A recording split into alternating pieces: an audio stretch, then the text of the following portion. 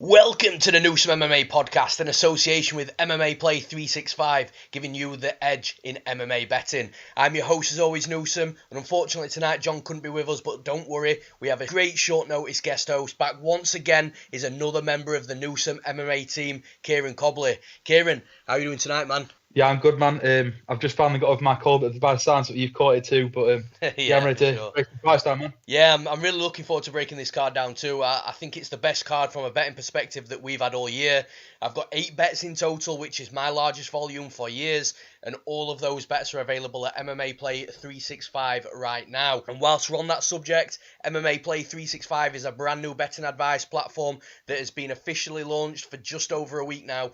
We've had a great response since the launch. We've got a solid team behind the platform, and we also profited last week on our first fight night too. The subscription-based platform is one that's absolutely affordable for everybody. Our launch offer is also amazing, and it's still running. So the first 1,000 subscribers will get their first full year at $198, which is only $16.50 per month. So whether you're a serious long-term gambler or just a huge fan of MMA that likes to bet for fun on the night, MMA Play 365 is absolutely for you. You can head over to MMAplay365.com to subscribe now. And with that said, let's break down some fights at UFC Sacramento, and we enter the Showtime Fights. The first Showtime fight tonight is in the main event of the evening.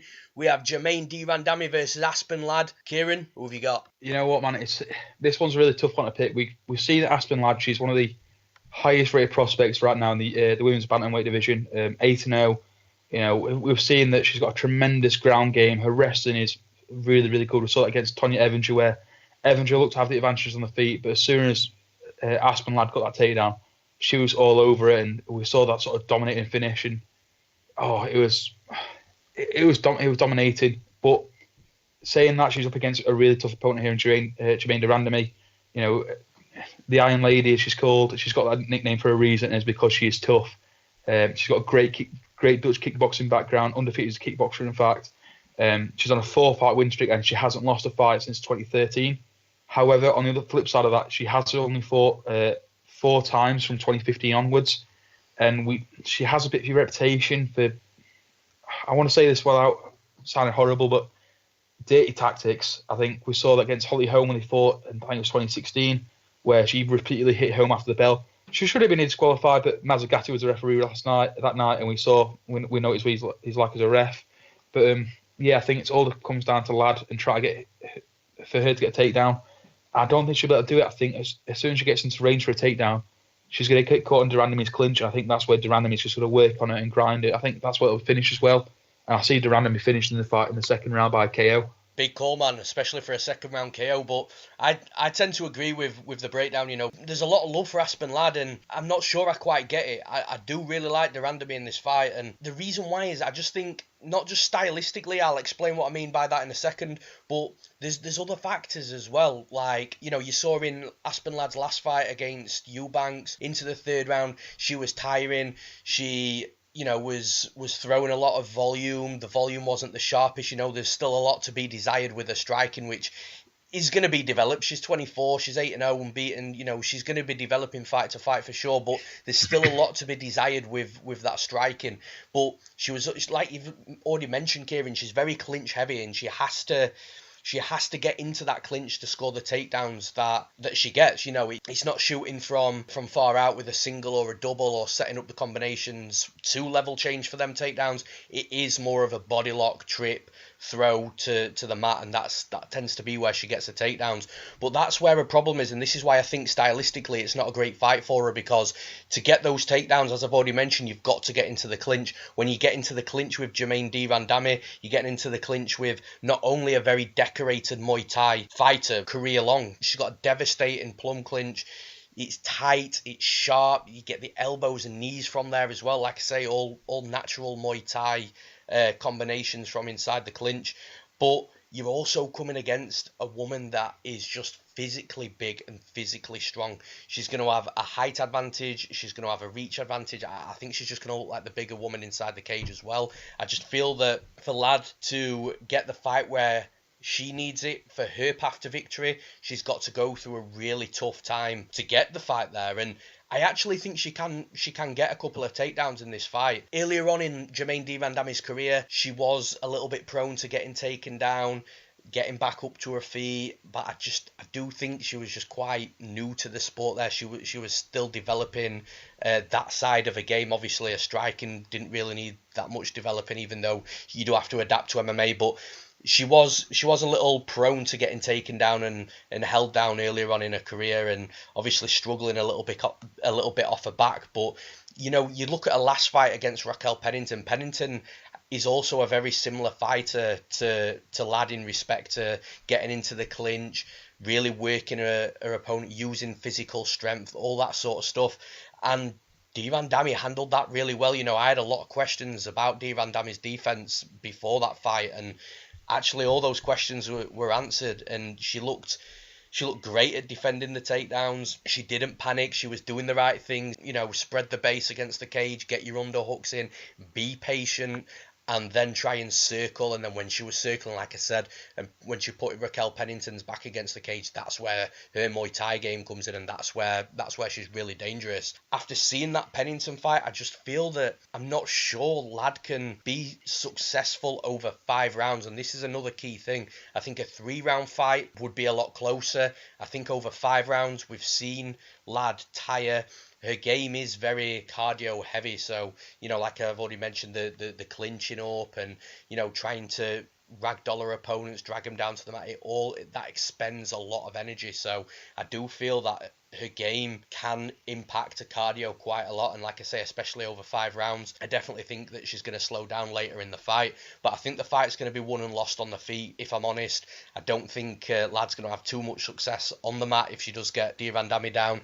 And man, on the feet, the difference in skill is just unbelievable. Germaine de Randamie is quick, she's sharp, she's accurate, she's got power, she's got combinations, she uses a variety of punches, an array of kicks. And Ladd, like I've already mentioned, she's still got a lot to be desired with her striking. So ultimately, I feel in this fight that the fight is going to be won and lost on the feet. And I feel that if Ladd hasn't made some sort of drastic development from a last fight to this fight, which I don't completely rule out. I do foresee the drastic difference being too much for her to take on in this fight. She is going to look a little bit better. Like I say, 24 years old, she is going to be developing each fight, but I just feel that de Randamie right now is a little bit too much. Ladd's had some nice wins in the UFC already. Lena Landsberg, Tonya Evinger, obviously the rematch with Eubanks as well. But I just feel that this is a little bit too much of a step up. I feel that the first L time is just around the corner, and I think ultimately that's what's going to happen in this fight. I think Ladd is going to tire down the stretch, and I can see a late 4th or 5th round finish from Germaine de Randamie. So I'm going to take de Randamie to win. I'm going to take her to win via knockout. And in the next Showtime fight of the podcast, we've got a really interesting fight as well. We've got Josh Emmett taking on the returning Mirsad Bektic. Kieran, who have you got? You know what, man? This is a really difficult one to call for me. This is a fight where these two guys they're fantastic fighters, and they really don't get the recognition they deserve. Emmett is 14-2, Bektic is 13-1. And the two guys are really, really they're very well-rounded, very hard, very tough, durable fighters, and I think this is the fight where we're going to see. This could be potential fight of the night. I think it's going to be one where both guys are going to show elements of the game where they have advantages. For me, I think Emmett takes it. He's training at Team Alpha Male. There's quite a lot of fighters from Alpha Male on his card as well. And I think even though Alpha Male, there's been problems there over the last few, 3, 4, maybe 5 years where we have the whole thing with Dwayne Ludwig leaving, and then obviously TJ went with him, and they had that whole thing. And then there was also Cody Garbrandt's been still trains out, and then he struggled. But I think the team there, they've got a solid game plan for this fight. Emmett is, is a solid all-rounder, and his striking power is, really good as well. We've seen him in his last 2 out of 3 of his wins via KO. But he's up against Bektic, who's very, very tough, and is someone that could really use this fight as a platform to really rise through the 145 rankings. Last time out he beat Ricardo Lamas, but I've got to give it to Emmett. I think I think the team at Alpha Male got a fantastic game plan in mind for this fight. I don't know what that'll be, and I don't know what to expect from this fight apart from just an all-out war. But I think he takes it. I think he could very well finish it. We've seen, like I said, 2 out of his last 3 wins of IKO. So I won't be surprised to see him finish it. But I think this fight could be fight of the night for me. I think it's a really intriguing fight, and it's one that I went into tape with some thoughts, and I came out completely opposite. So, I mean, I'm a massive fan of Mirsad Bektic. I think he's a great fighter. His strengths are clearly the wrestling and the heavy top pressure. I genuinely think that, I thought that he was a guy that I could see at the top of the division, challenging for the title.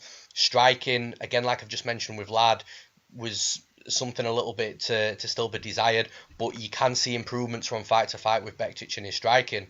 And I just feel that in this fight, looking at Bektic's last fight, he didn't wrestle as much, and I'm putting that down to one of 2 things. Either he's falling in love with his striking a little bit too much as he's developing it, which, like I said, does happen with some fighters, or he just came against a very, very good wrestler and a good jiu-jitsu artist in Ricardo Lamas, that he struggled to find the entries and find the openings for the takedowns. And when he was on the mat, Lamas wasn't, he wasn't easy on the mat. He wasn't able to roll all over Lamas like he's been able to do in previous fights. So one of those 2 things, or could be both, factored into that for sure. And actually, Bektic won that fight with Lamas because of the ground game. But when you go back and watch that fight, Lamas was dropping for guillotines, making mistakes on the feet, which, I think one led to a sloppy takedown or a slip, and Bektic took over that position and ended up riding the rest of the round out on top from that. So it wasn't a clean, dominant takedown where he then controlled the fight from top position. It was sort of manufactured from Lamas, which is really strange. But Bektic is really aggressive. Now, when I first came into tape with this fight, I thought that Bektic would roll over Emmett in this fight for sure. But actually looking back at the footage of Emmett really thrives on aggressive opponents. So you saw in the Michael Johnson fight, in his last fight, he went into that fight. Johnson was really quick, in and out of range, elusive movement. Like I've just mentioned, just not being there to be hit is key. And as the fight went on a little bit longer, specifically in the 3rd round, Johnson started to get a little bit more aggressive. He started to open up a little bit more. And as soon as he became overly aggressive, he got slapped, by that power of Emmett. But if that's not good enough for you, go and watch the Jeremy Stephens fight again. A brutal finish. I'll talk about that a little bit more in a minute. But that fight, again, is another example of what I'm mentioning about aggressive fighters, because Jeremy Stephens is absolutely aggressive, and Emmett was having a lot of success against him. Yes, he was getting hit back as well. Jeremy Stephens is a great fighter, but Emmett dropped Stephens, something that we see very rarely in mixed martial arts. Stephens very rarely goes to the ground, and Emmett was able to drop him because his counter striking and the reads that he makes when his opponent's being overly aggressive. He seems to find holes in the strike and find patterns, and being able to counter those combinations of his opponents. And it's that style where I think that Emmett really does thrive. And when you go and watch Bektic, especially in his last fight against Lamas, in fact in all of his fights, he's the one that likes to push forward. He's the one that likes to throw hard shots. They come with venom, with everything behind them, 1-2s, mixes in combinations. But with Bektic's striking, like I say, it is still developing, but we do, for me, I can see a little overreaching sometimes, punches a little bit wayward. I feel that the guard it takes a little bit longer to come back. So after he's thrown his combination, he's not very quick to get his hands back up to to block his chin. And I think that Emmett's going to get some reads in this fight from the striking of Bektic, and with the combination of Bektic coming forward, throwing wild strikes, and then leaving openings, I can honestly see Emmett really thriving. I can see Emmett potentially knocking Bektic out. Now, the only thing that worries me a little bit in this fight, and I spoke about it in great length with the last breakdown I did of Emmett against Michael Johnson, is I'm still concerned about Emmett's durability a little bit, because the one thing I really wanted to see in that Michael Johnson fight, which I didn't see, is I really wanted to see Emmett cracked hard in the face, on the jaw. I really wanted that durability to be tested so we could see exactly where his durability lies after that brutal knockout. But we never saw it, and Bektic does throw hard. Like I say, the striking isn't completely crisp and sharp, but if he does catch Emmett, I do have concerns, or I do still have a few question marks of will he be able to withstand a clean shot from Bektic with all the power that he puts behind it. Now, the flip side to that comes with his confidence. In that Michael Johnson fight, he was very tentative to start with. You could see that he really took a little bit longer to get his way into the fight, and I do think there were some mental issues playing a part there, but as the fight went on, you could see the confidence coming back a little bit more. He started landing, started being a bit more successful, and that brutal knockout will completely have eradicated all potential confidence issues that Josh Emmett had. So that's absolutely not a worry for me anymore. I think the confidence is going to be absolutely sky high coming back from a brutal knockout to deliver a brutal knockout. The chin is the only thing that scares me a little bit. The other big question is, does Bektic use his wrestling? Can he out-wrestle Emmett?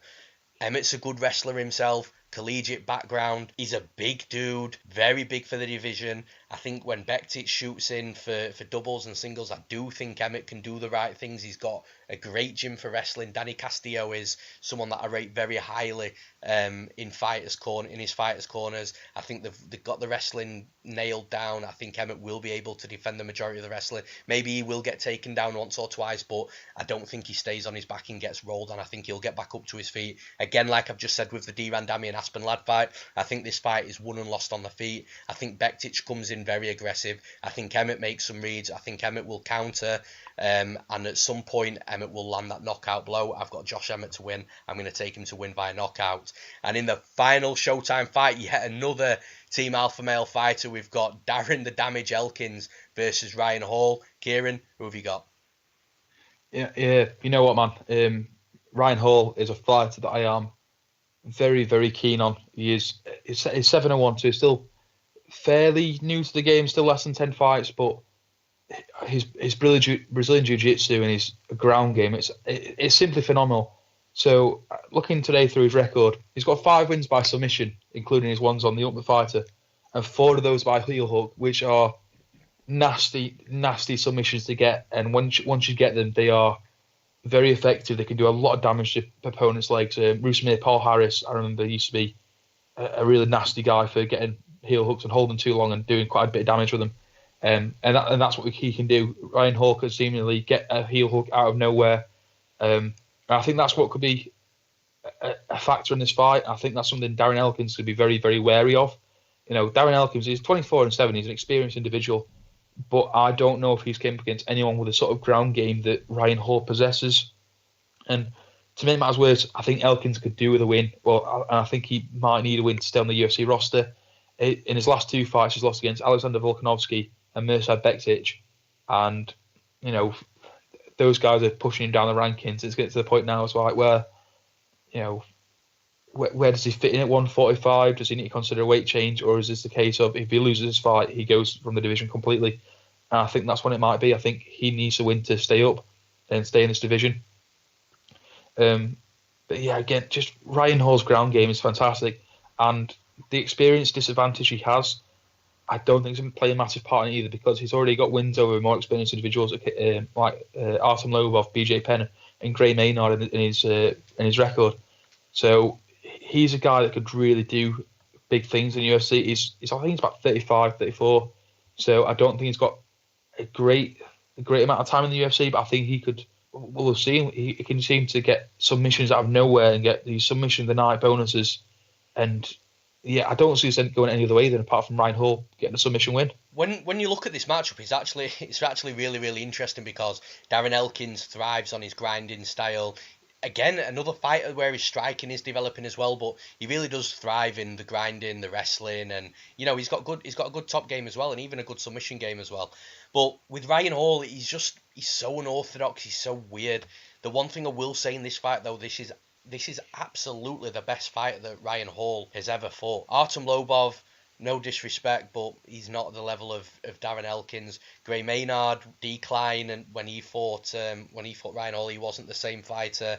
And then the ghost of BJ Penn, which we all know where he's at right now. I just feel that although this is a big step up for Ryan Hall, I think what Ryan Hall does inside the cage is something that I'm not necessarily a fan of. I don't like the fighters falling to the backs and sort of goading their opponent to come into the guard and trying to flick their heels and stuff like that to set him off balance and try and nab a submission that way on the legs or the heel or the toe hold or anything like that. So I'm not a huge fan of what he does, but it's effective, and what he's really good at is he's really good at baiting opponents in somehow, some way. He gets his opponents where he wants them. Apart from Gray Maynard, he didn't do that against Gray Maynard. Gray Maynard didn't want anything of it, and the second that he came in to throw any strikes, Hall would just try and pull guard, drop down, and it was a really pathetic fight, to be honest. But the thing is with Elkins, I think Elkins can be baited in, and I think Elkins will go into this fight with the mindset of,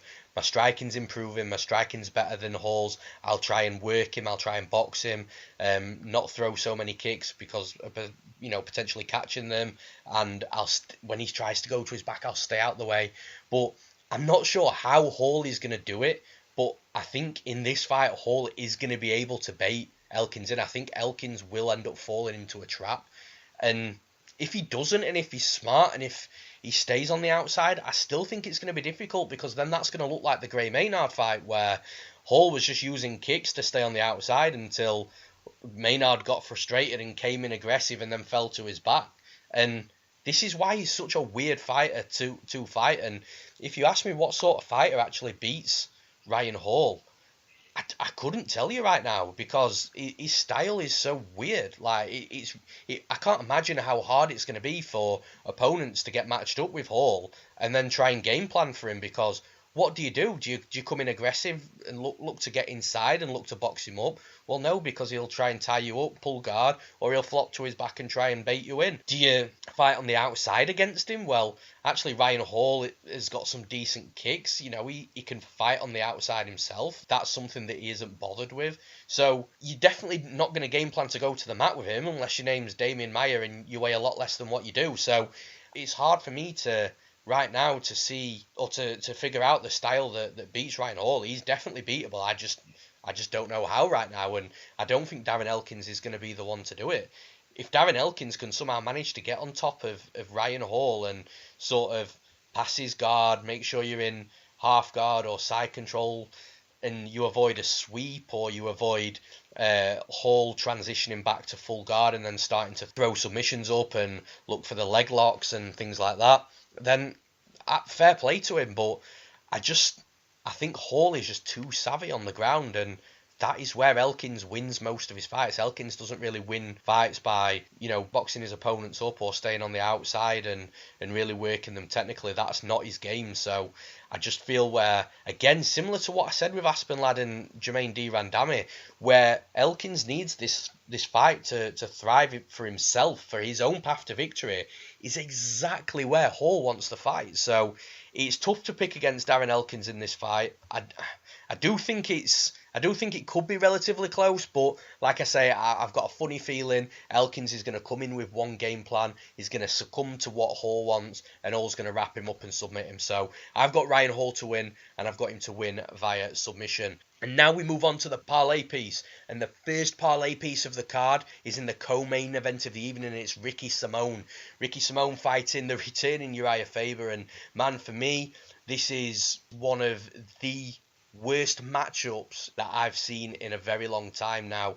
Uriah Faber is 40-year-old bantamweight coming out of retirement, 3 years outside of the octagon, and the last thing that you need, because I mean, no disrespect to 40-year-olds at that weight, but it's not the heavyweight division.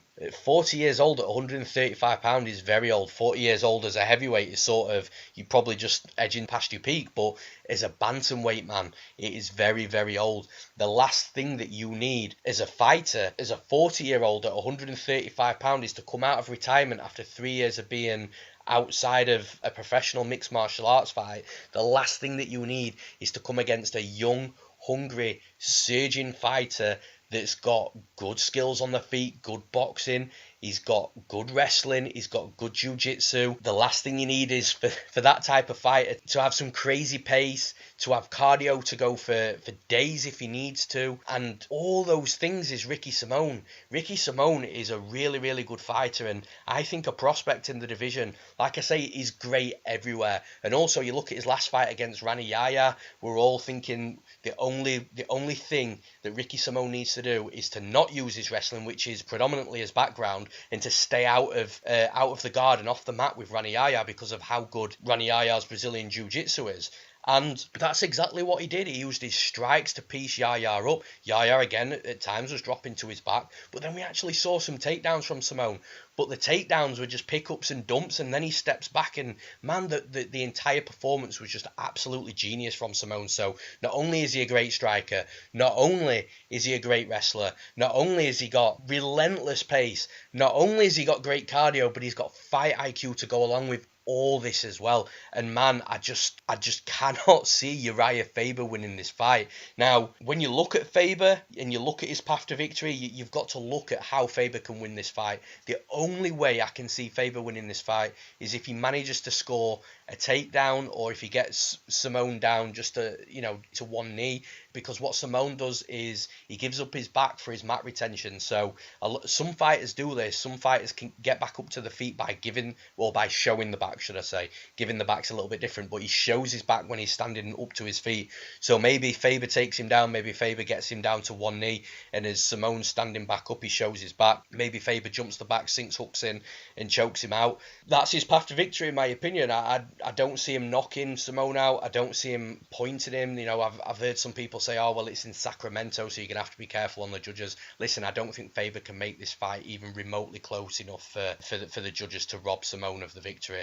I think it's either going to be a totally dominant 30-27, maybe 30-26 for Ricky Simón, or I feel that Ricky Simón just puts on a relentless pace, puts on pressure, puts on volume in combinations, and really, really shocks Faber on the night, because I feel that Faber's going to be in for a big shock on the night.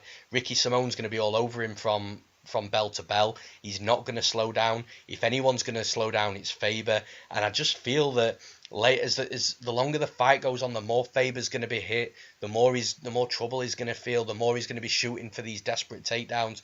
Ricky Simón will be defending and standing back up to the feet. I feel that Simón's just going to put an unbelievable beating on him. It's sad to see as well, because Faber's one of a few guys that have retired on a win. Most fighters go on a really bad losing streak and then retire. He's retired on a high and he's coming back. And honestly, I was shocked that he came back to this fight, just because how much of a stylistic nightmare it is for him. It's the last, like I've already mentioned, it's the last thing you need as a 40-year-old bantamweight coming out of retirement, to fight somebody as crazily good, quick and relentless as Ricky Simón. I think that Ricky Simón, like I've already mentioned, is going to put it on Faber, bell to bell. I think Faber's going to fade as the fight goes on. I think Ricky Simón's only going to pour on that pressure more and more and harder as that fight goes on. And I think he's going to end up knocking Faber out. So I've got Ricky Simón to knock out Uriah Faber. Ricky Simón is the first parlay piece of the card. Kieran, what's your thoughts on the fight? Man, I can't disagree with you. I think when this fight got announced, I really had to question why Uriah Faber was coming back. Is it because he loved the sport, or is it because he loves cash? And I think it's more to do with, I think there is a love of the sport, but we know he's got a young family now. And I get the feeling that running alpha male and running, I think it's a clothing line he has some sort of involvement in as well. That's not paying the bills as well as getting back in the cage was. And I think him being surrounded by the guys at alpha male as well and training, I think that's also inspired him to get back in the cage.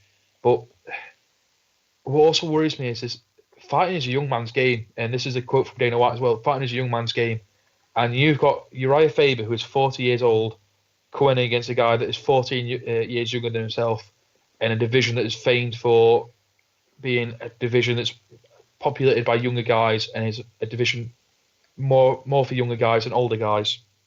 And like you said, he's had 2.5 years out of the cage, and he retired on a high. There was no real reason for him to come back.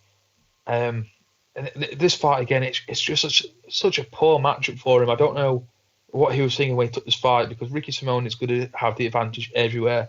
He's got the advantage of the striking, the wrestling, the ground game. And to make matters worse, Ricky Simón's got 14 years less on his gas tank.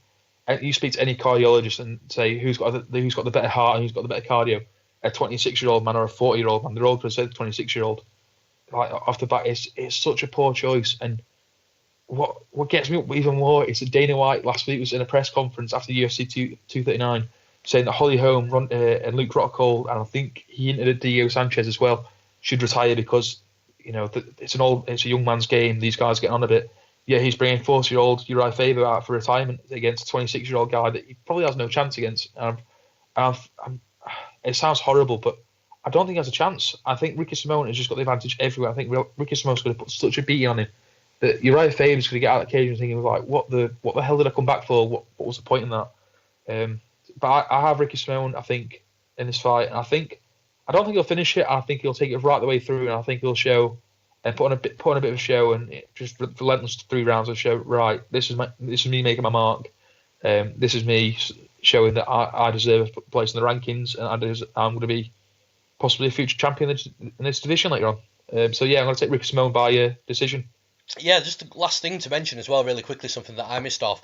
You look at Ricky Simone, he's 15-1, and you think, well, what sort of opposition has he fought? Well, look at his last 3 fights.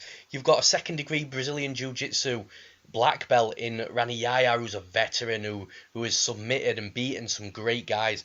And then the 2 fighters before that, Montel Jackson and Merab Dvalishvili, who, in my opinion, could be potential top 10, top 5 guys in the future. It's crazy. Like, he's beaten 3 very, very legit guys in his last 3 fights, and then, like you've already mentioned, he's coming up against the 40-year-old returning from retirement Uriah Faber at 135 £. The line's crazy on this. Like, it was sort of sitting at around -250, -275 for quite a while. It's now you're looking at anywhere between -300, -350.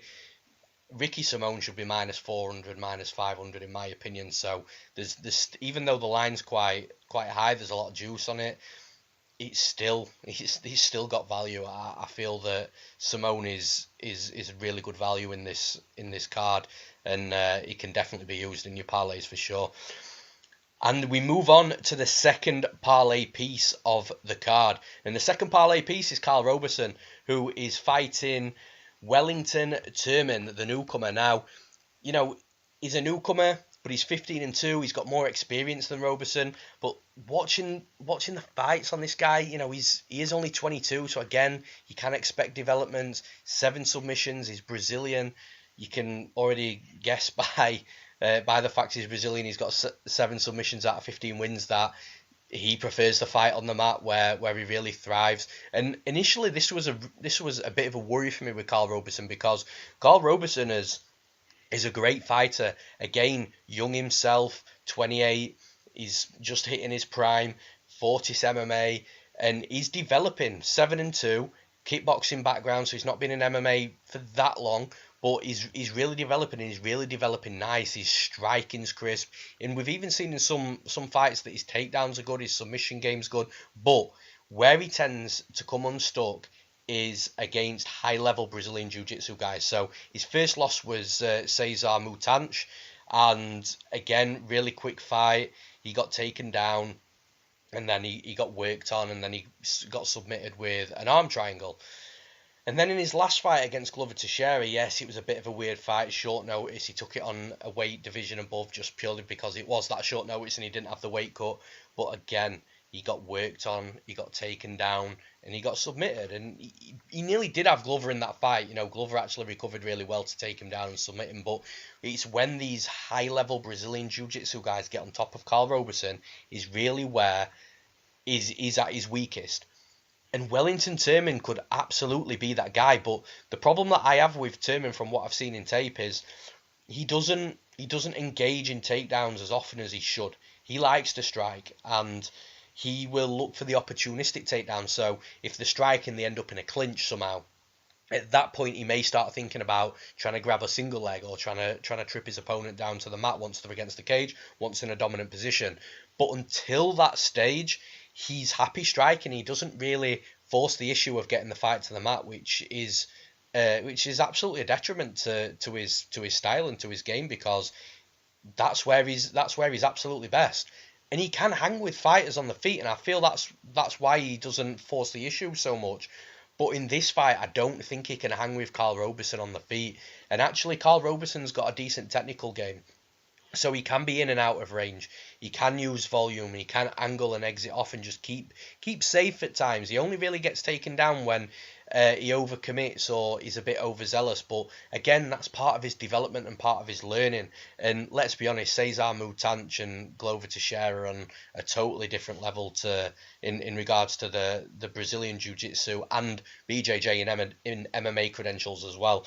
So I do think that he's fought the better opposition on the mat.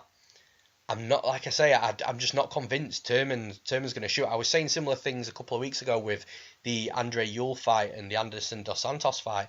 Anderson Dos Santos, I said the same things about him. He just doesn't force the issue of getting the fight where he's at his best. And like I say, Turman's that type of fighter, or looks to be that type of fighter as well.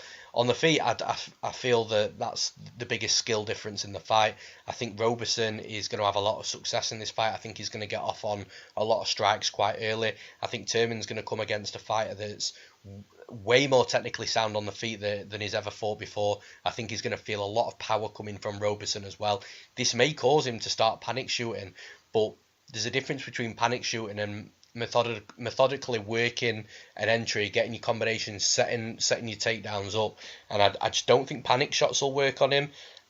And I just feel that Robeson's just going to have a lot of success in the fight. I think he's going to get volume off on him. I think he's going to start landing hard shots, and I think eventually he's going to put Turman out. So I've got Karl Roberson to win. I'm going to take him to win via knockout. He's the second parlay piece of the podcast. Kieran, what's your thoughts on the fight? You know what, man? I'm going the opposite way. Like, Roberson is only on his 10th pro fight. He's 7-2, like you said, and he has beaten some really tough guys like Jack Marshman. But on the flip side, like you said, he's lost against Glover Teixeira, who's another tough guy. Although that was a short notice fight, so I don't know how much we take from that. But where he seems to be really effective, where he finishes fights, tends to be on the floor where he's knocked his opponent down or grabbed a single leg and taken it down to the mat. And he'll finish a fight either by submission or just by vicious ground and pound. And when you're up against a guy that is a very good Brazilian Jiu-Jitsu technician, I don't know a lot about the guys he's fought, but, you know, I don't know about the standard for his sort of level, at Roberson's level. But I get the feeling that if Roberson goes to the floor, it's ultimately be his downfall in his fight, so he needs to try and keep standing. However, if he tries to keep standing, Turman's going to try and... I don't know what Turman's striking is like, but he might have a great takedown game where he can seemingly sort of get through the shots and sort of get the takedown and work on him on the floor.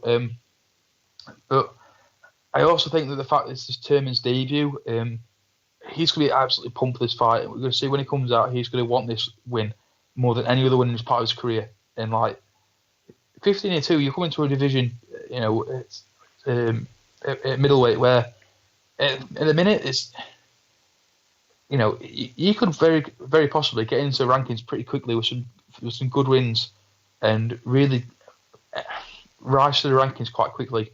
And I think I'm going to take the rookie. I'm going to take the UFC newcomer. I think with being his debut, and I think Roberson showing that he is vulnerable on the floor to submissions, I think he can take it. And it's one that I'm quite hesitant on to say. I think you can tell by the way I'm sort of talking about it.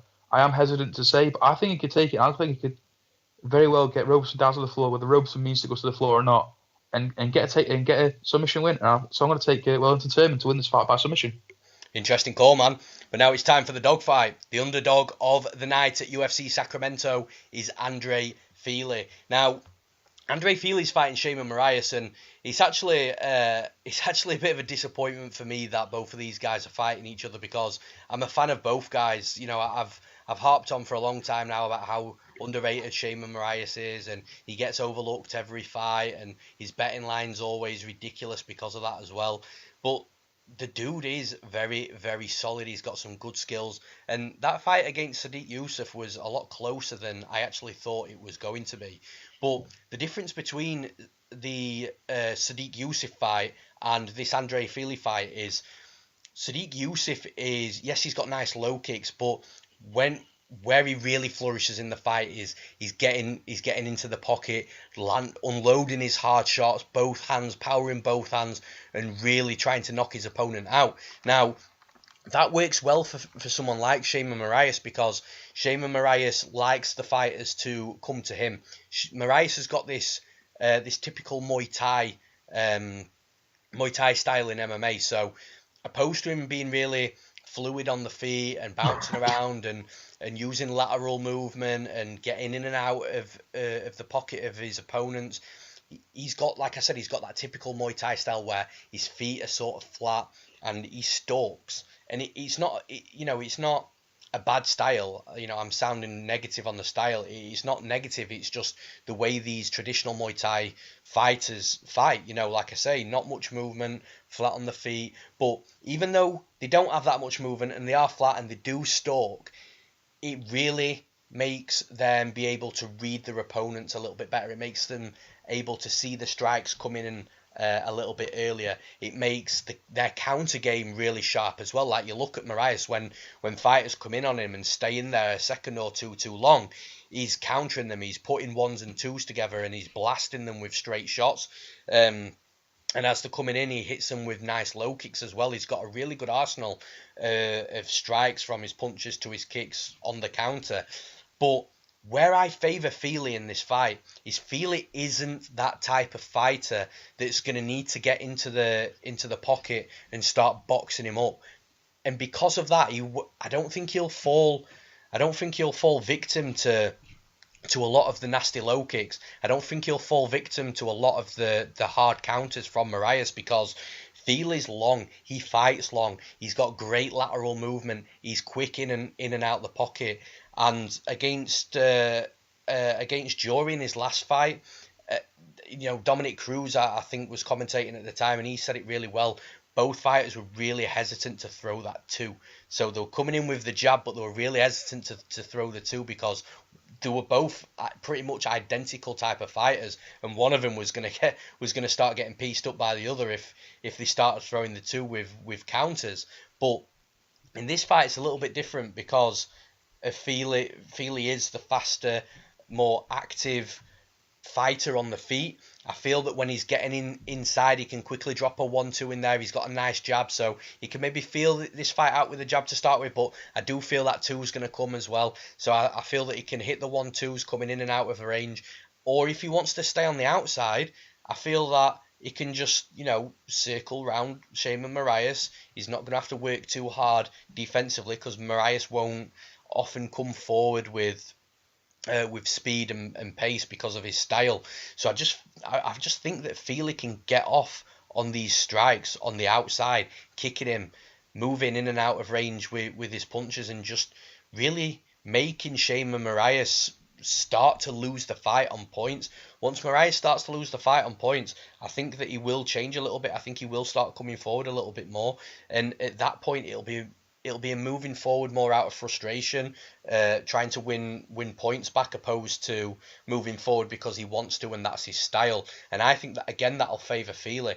I think Fili is just going to be able, he can move all fight. He goes 3 rounds without any sort of cardio issues. He keeps his volume up as well. And if for any reason Moraes gets a little bit too aggressive, Fili again comes from that camp at alpha male. Again, he works closely with guys like Danny Castillo. I've already mentioned I'm a big fan of from a coaching perspective, and I just feel he can level change and double leg Sheymon Moraes. He might not be overly successful with it. If he is great, he can have some top time on the mat. Moraes, he's not the best off his back, but he's not like a turtle on its back either, But I do think that Fili could have some top time if he was to take him down. If he doesn't, as long as he's just shooting, it's giving Moraes something else to think about. I just think I love both fighters and I love Sheymon Moraes. I just think stylistically in this one, I'm going to favour the guy that's got the quicker movement. I'm going to favour the guy that's going to be in and out landing volume. I'm going to favour the guy that's likely going to look good on the judges' scorecard should it hit it. And that's ultimately where I think the fight goes. I think Andre Fili is going to take this fight to a decision. I think he is just going to out volume, out point, and score more rounds than Sheymon Moraes. So I've got Andre Fili to win. I'm going to take him to win by decision. This is my underdog of the night. Kieran, what's your thoughts on the fight? You know what, man, it's really hard to disagree with you, and I really can't. I think Fili is going to take it. You know, he's very well rounded, but in his last 6 fights, he has shown that he doesn't seem to have the ability to finish fights, and now that to me says, you know, be wary of this guy. He doesn't seem to have that finishing power or that finishing ability on the ground. However, on the flip side of that, you've got to think this is a guy that has the fight IQ and the durability to match it, to go all 3 rounds, 6 fights on the bounce, and he is very, very tough to beat as well. You mentioned, you know, his striking is very technical. He can use his striking effectively, and looking at his durability side, he's only been finished by 3 opponents, and 2 of those are Max Holloway and Yair Rodriguez. So that sort of tells you who you need to be to knock him out. So Max Holloway, obviously featherweight champion right now, and Yair Rodriguez is someone that's a spectacular fighter. He's probably going to be a featherweight champion in the future, and I think that's. I don't think Moraes has the same amount of talent as they do. I don't think he'll be able to finish it either. I think Fili is just going to do what he said, really, and just sort of use those 1-2s and just sort of weather the storm and get ahead on points and sort of force Moraes to make a change. I don't think he'd do that. But I'm taking nothing away from Moraes here. He's a tough guy. He's trains at Team Nogueira, but he is vulnerable on the floor, and he has lost via submission to Marlon Moraes and Zabit Magomedsharipov in the past by submission. And you know, he's had 3 losses in his last 7 fights, so you could argue he really needs to win here, because if he loses this fight and then maybe his next one, it's a possibility where Dana White's been sort of looking like, do we need this guy on the roster or not? But I see Felix is taking this one. I think the fact he's an underdog as well, it really shocks me. I thought maybe Moraes might swing it and be the book's favourite, but no, I think Felix is going to take it, like you said. I think he's going to take it by decision.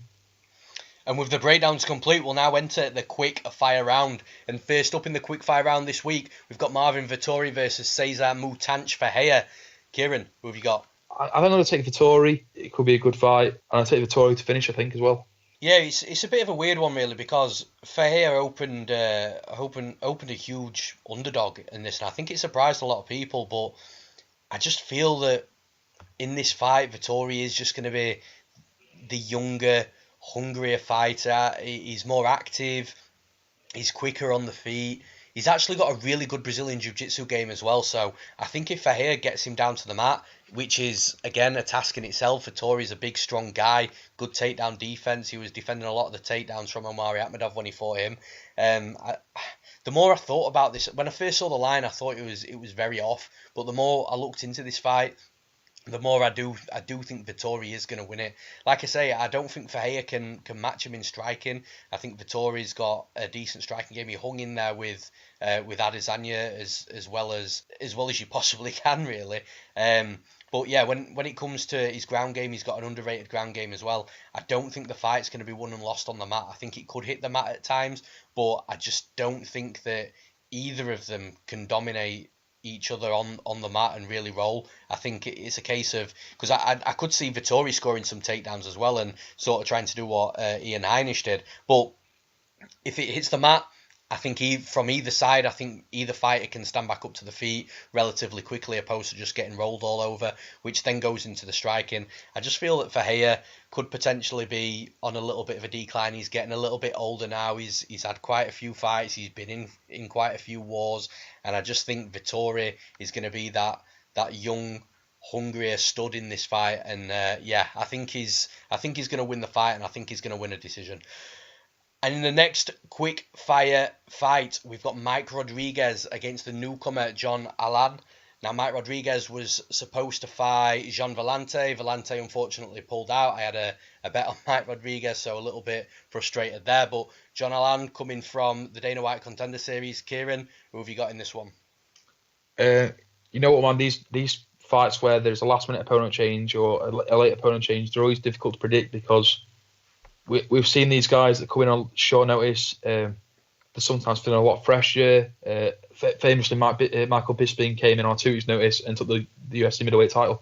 So it is always hard to predict. But I'm going to take Mike Rodriguez in this. He's a Dana White Contender Series graduate. He he lost his debut fight, like sort of UFC proper debut. However, he did come back and he got a win by TKO. And I'm looking through his record. He's very versatile. He's got quite a lot of submissions on there, but he's also got quite a lot of it's a mixture of KOs and submissions on his record. And his KOs are like flying knees, front kicks to the face, knees, elbows. Like, this guy is very versatile. And he's very dangerous wherever the fight goes. So I'm going to take Mike Rodriguez. I think this could be a fight where if he pulls something special out, people are going to sort of take notice of, like, yeah, we're going to keep an eye on this guy and see where it goes. But it's another one where I'm not very confident on, because it's a last minute opponent change, and we've seen how that works out in the past. But yeah, I'm going to take Mike Rodriguez. I'm going to take him by KO. Yeah, I agree with you on this one as well. John Allan's no slouch though. Like, when you watch tape on him, the dude brings it.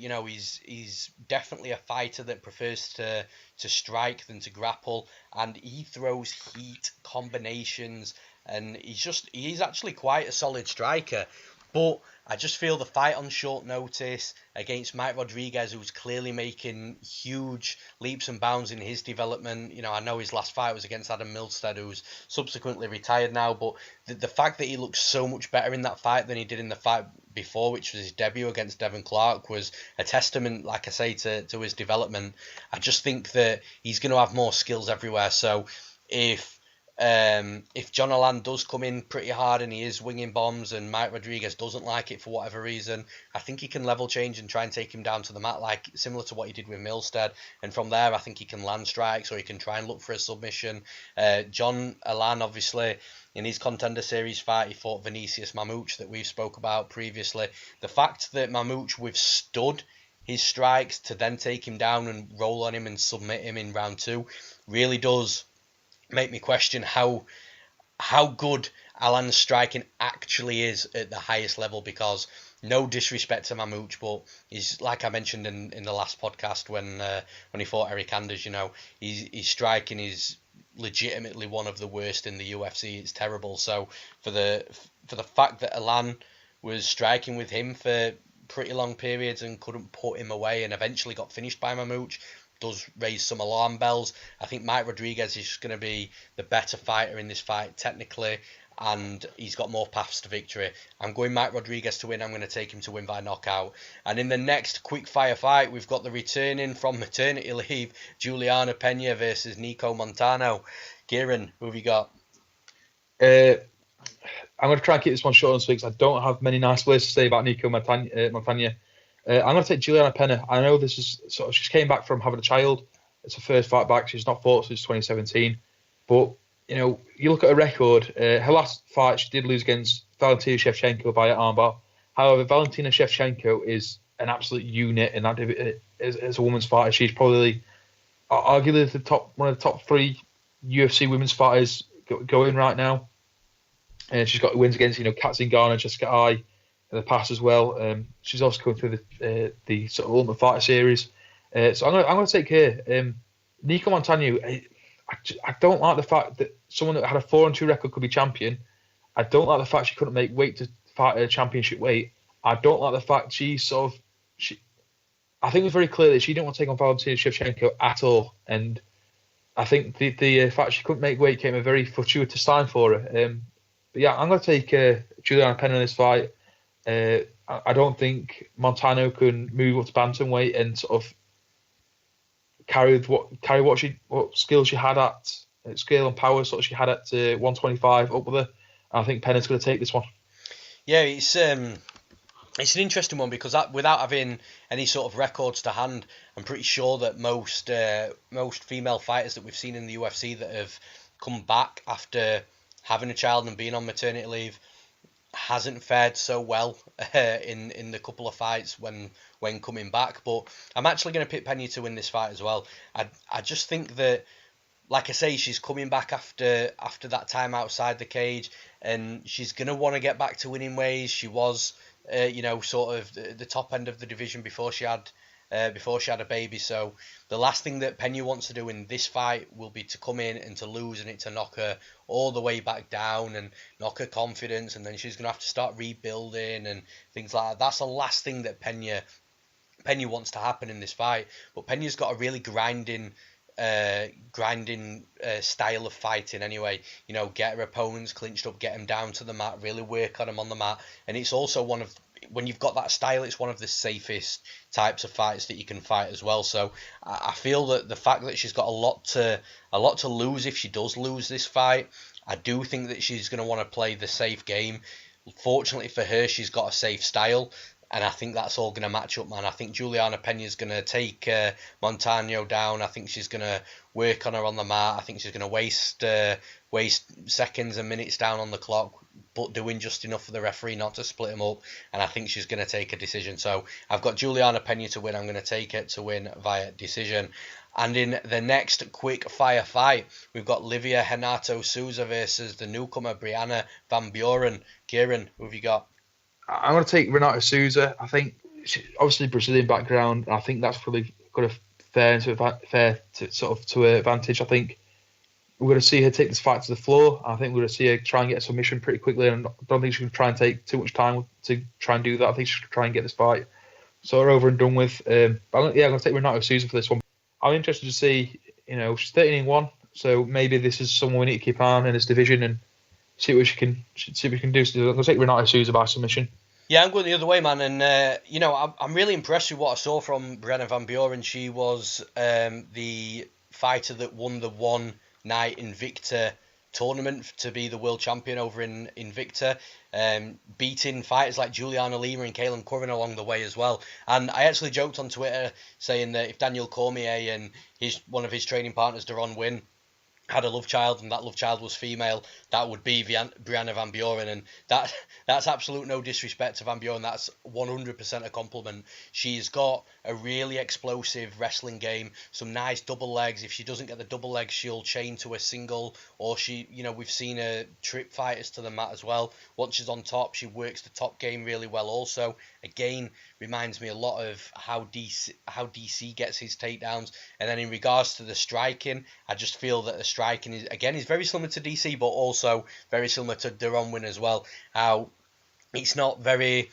technical with volume, but it's effective enough to A, keep her opponent back, and B, set up takedowns, which is clearly key to her path to victory. So I think Brianna Van Buren is going to have success in this fight with takedowns. Now, Livia Renato Souza isn't a bad fighter, but in her last fight, I was a little surprised with the way she finished the fight. Sort of halfway through the fight, she was starting to tire. She did become very sloppy. Her movement slowed down. She became flat-footed. She became hittable by Ferreira. And yeah, I just wasn't impressed with how she finished the fight. She was worked, I think, for the first time in a long time by Sarah Ferreira. And ultimately, I just don't think that... I think that we saw a lot of flaws in a game from that last fight, and I think it's absolute flaws that Van Buren can exploit, because if Van Buren comes in this fight and starts shooting takedowns and getting some top control, then it's really going to make Souza work. And when Ferreira was actually on top of Souza, she wasn't very active in regards to trying to either improve position, stand back up to her feet, or she did throw one submission up after sort of being 2 minutes on her back, but up until that submission and up until that 2 minutes was up, she didn't really do anything. She sort of accepted position, which, again, I think favours Van Buren. So I'm going to take Brianna Van Buren to win this fight, and I'm going to take her to win via decision. Now, in the next quick-fire fight, we've got Pingguan Liu versus Jonathan Martinez. Kieran, who have you got? I'm going to take Pingguan Liu on this one, man. Sort of looking into his record, he's finished... He's had 2 UFC fights, and he's not finished either, and they both went to decision. However, look at his time back in sort of the regional circuit in WLF, I think it's the promotion was called. He had finished quite a lot of fights in a row. I think he'd got like 6 or 7 finishes, something like that. So I'm going to take him. He's obviously got finishing ability there. It's whether that he can finish someone that's on UFC caliber. And that's something I'm interested to see. I think we're seeing now the UFC is bringing a lot of Chinese talent through, and some of them are fantastic. Yudong Song last weekend, a great example of a fantastic Chinese fighter, and I'm wondering if this guy could be another one. And I think, looking at his record, the amount of finishes he's got on there, he could well beat. And I think we're just waiting to see him get a matchup where he can really show his power and his ability to also finish fights on the floor as well. We've not really seen that yet in his UFC tenure. But yeah, I'm going to take Pingwan Liu. I think this fight could be one where he finishes. I'm going to take it by KO. Yeah, I'm going the opposite way, man. Again, I'm going with Jonathan Martinez. I actually like what I see from Jonathan Martinez. Obviously, his UFC debut against Andrei Sukumtai lost decisively, but it was short. It was short notice, and it was a big step up from previous opposition. Even though he has fought Matt Schnell before, so but especially for his last two fights, anyway, it was a step up. And under the bright lights in the UFC on your debut, short nose, he can throw fighters for sure. But then against Luigi Bjorn, now Bjorn gets a lot of shit from from fans in regards to his style and potentially him not being UFC caliber. But I'll tell you the one thing Bjorn is good at, he's got some really sick inside trips and he's got a decent top game as well. He was actually beating Chito Vera until he got finished. So, I think that says enough about him. And when Jonathan Martinez went against Luigi Bjorn, you saw a completely different fighter than what you saw against Andrei Sukumtar. He was landing some nice strikes. He was landing some takedowns. He was grappling really well, and it was actually the grappling that ultimately won him the fight. He ended up getting some great positions, especially at the end of the fight, and really started to unleash some ground and pound on Bjorn. And I think that it's testament to where he's at right now, because he's currently at Factory X under Mark Montoya. Mark Montoya, for me, right now, is one of the best coaches in the game. Factory X is by far one of the best MMA gyms in the game right now. So with Martinez only being 25, he is going to be making leaps and bounds in development from fight to fight, and I think we see it again here. Pingwan Liu's not a fighter that I've been massively impressed with. We saw his UFC debut against Damien Stasiak at UFC Hamburg, a fight card that I was actually there for. Really unimpressed, to be honest. Stasiak was definitely past his peak, and it was a very, very close decision, and again, just didn't really impress me. Then he goes against Martin Day over in China. Some people think that Day was robbed in that fight. I actually do think Pingwan Liu won the fight but again, I just don't think Day is the fighter that Jonathan Martinez is, and the fighter that Jonathan Martinez is going to develop to be. It's a southpaw versus orthodox type of fight. Jonathan Martinez being the southpaw throws some nice kicks, so he's got the open body as well. I just feel that stylistically it's going to favour Martinez. The only thing I will say though is he does have to be careful from the relentless shooting of Pingwan Liu, because that's something that he did against Martin Day. When the striking wasn't sort of going his way, he was bull rushing him with takedowns, trying to get the double. So Martinez, I can see actually getting taken down a couple of times. But he's got to work those scrambles and those sweeps if he wants to win and really take advantage on the feet with I feel that he's stylistically favoured in. So I am going to take Jonathan Martinez to win, and I'm going to take him to win via decision. And in the final fight of the podcast, we've got Benito Lopez versus Vince Morales. Kieran, who have you got? You know what, man? I think I'm going to take Benito Lopez. Obviously, last time things didn't go his way. He got submitted by a guillotine choke. But sort of looking back through his record, he came through the Dana White Contender Series where he got a split decision win on the show, and then he got a contract. So he must have impressed someone somewhere, and so I think this could be a guy to maybe keep an eye on. He's called the Golden Boy. I always found that nickname is sort of tinged with a little bit of. It's sort of like jinxes. I think you can be a talented fighter and then you call yourself the Golden Boy and things just go to shit really. But I think he could do something in this fight. He's got a flying knee KO on his record. He's got some strike KOs on it and some more KOs on his record. He's demonstrated a decent ground game as well, where he's got some submission wins. But so if I go against Vince Morales, I'm curious to see where it's going to come in. He's been training at TDM Alpha Male, so I imagine that he's got some guys there that have been really working on his ground game. So I'm interested to see where this fight goes, if he can get to the ground, if he can work there, because we know the guys at Team Alpha Male are very good ground fighters and very good at wrestling and very good at sort of getting submissions from the wrestling game. But yeah, I'm going to take Benito Lopez for this. I want to see if he can come back from that loss last time out, see how he bounces back, see if that affects his morale at all and how that's affected his training. I'm interested to see where this one goes. I'm interested to see what he can do in the bantamweight division. Yeah, I think it's an interesting fight, and specifically I think it's an interesting fight because both fighters haven't really impressed me too much in regards to being fundamentally sound, technically sound, and looking towards like they can rack up a lot of wins in the UFC. Yet at the same time, I feel like both of these fighters are a lot better than what they've shown us so far in the UFC as well. So I do find it a little difficult to see where each one of these fighters thrives.